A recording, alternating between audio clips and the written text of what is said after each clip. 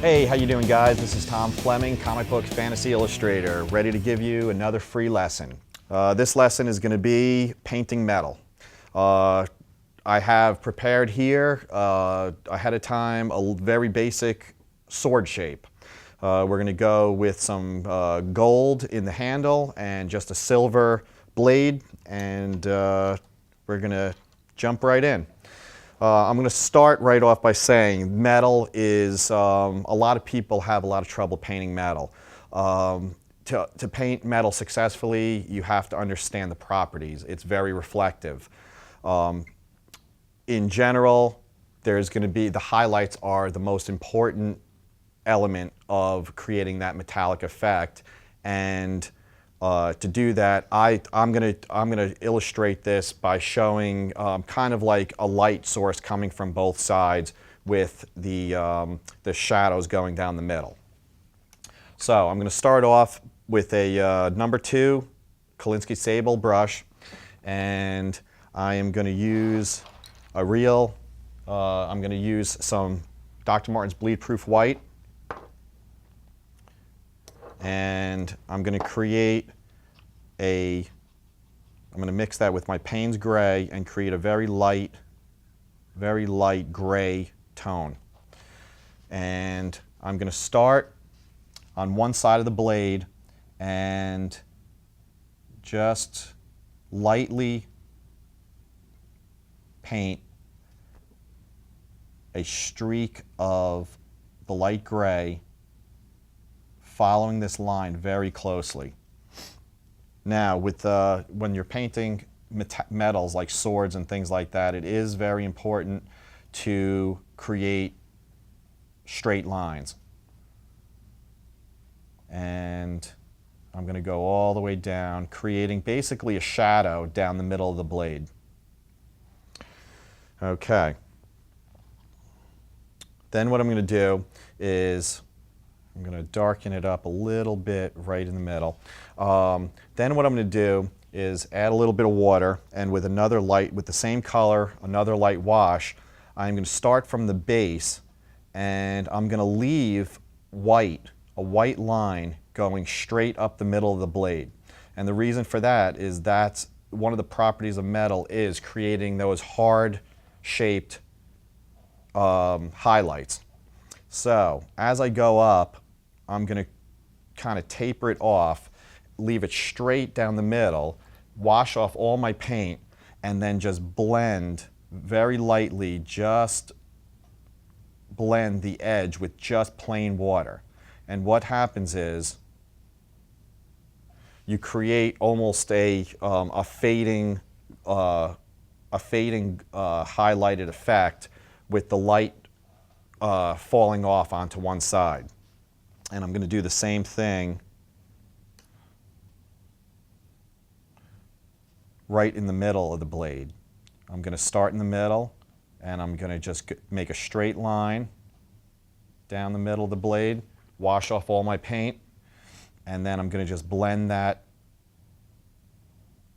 and let it fade off to the other edge.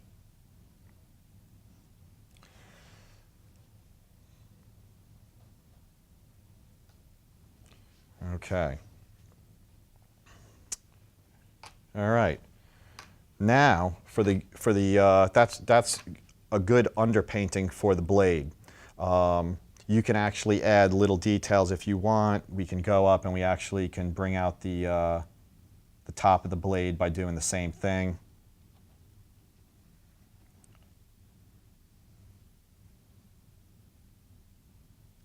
And washing off the paint, clean water, and just pulling. Okay, now we're going to work on the hand a little bit. I'm going to do it in a gold type color. And just because I'm saying gold, that doesn't mean yellow. Gold, metallic gold, is actually more of an ochre, and browns are mixed in, and there's more of yellow kind of highlights. So what I'm going to do is I'm going to take some yellow ochre, and I'm going to put a good amount of that on my brush and take a dab of sepia, which is a darker, and I'm going to create kind of like almost a muddy color with this, with the two colors. And I'm just going to take it and I'm going to just do the same thing that I did on the blade, a wash going straight across, and I'm going to leave the edges white.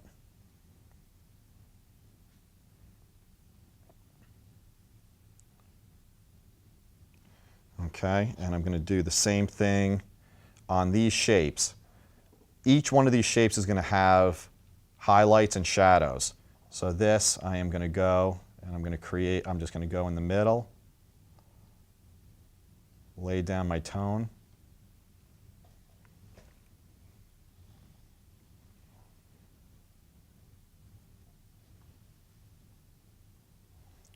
And you can see, as I'm laying this down, as I'm laying the color down, you can see the volume in the handle starting by simply leaving the outer edge of these shapes white.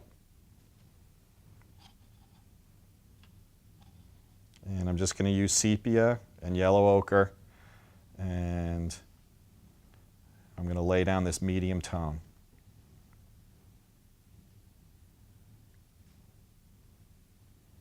Okay. There we go.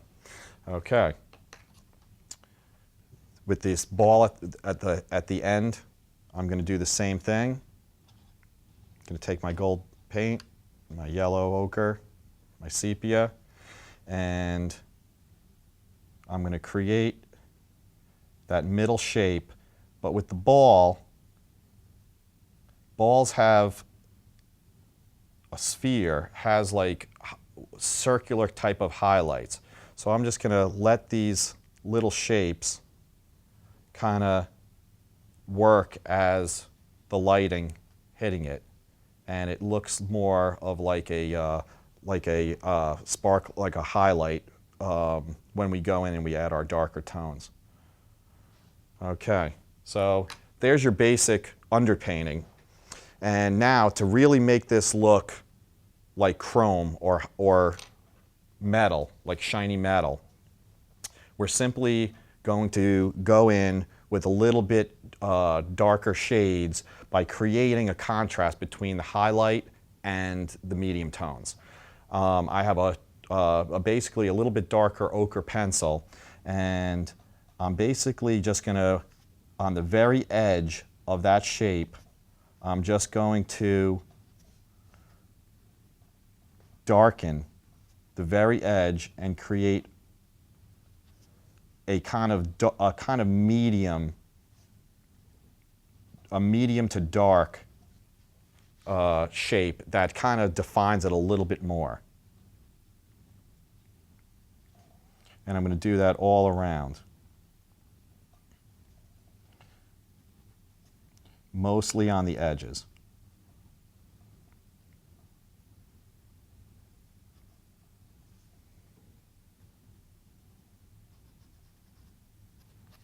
Okay. With the blade, since it's a very grayish tone, I'm just going to take a regular pencil, and I'm going to show you how you just lightly go up there and just bring out these tones right on the edge, and leaving the outer edge white. It's creating almost that metallic look. And if you really want to be accurate, you can always take a straight edge and you can just lay that down. And as our final step, we can take a nice dark pencil, and you want a nice dark brown, which is right here. And we're going to create a little bit darker highlight right on the inside of that medium. And you want it to taper off thicker towards the corners and tapering off as it feathers out. underneath would have a shadow. So we're going to do that a little bit darker.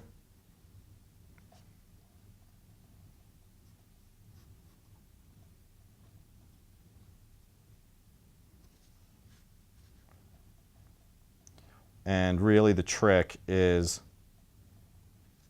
creating that contrast between the light and the dark. And these little shapes, these little dark shapes in the corners make all the difference. Then you could just go around and just darken up your outer edges to create more of a definition. And basically you have a sword shape with a metallic look to it.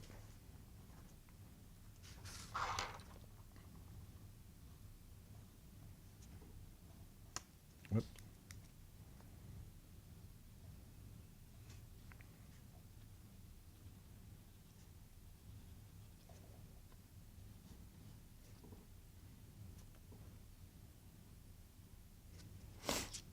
And there you go. Thank you for watching, and you can see more of my artwork at www.flemart.com, and check out my book, Draw and Paint Fantasy Females. Thank you.